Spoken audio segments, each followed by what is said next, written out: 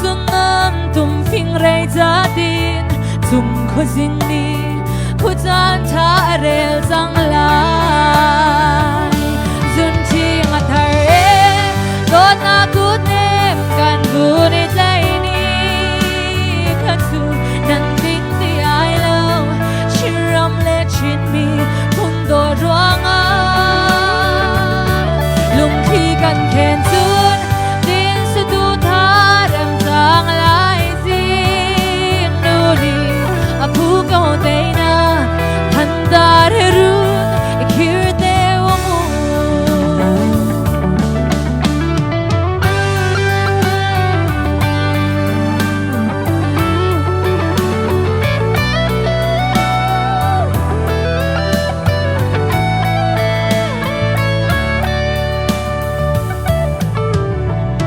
kan chung tha dang le firuk bor hoi chin mi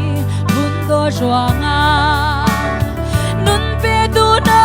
khai tin vong sim ulo sun khung por ching ram chu ni na chun sumui a hung tia ni jing khwa de ni a hung mang chang nan liam se her shim lao vong ti ulo zun thi nga thar e do na ku tem kan bu ni dai ni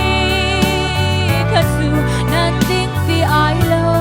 shiram le chin mi hun do ruanga lung khi kan khen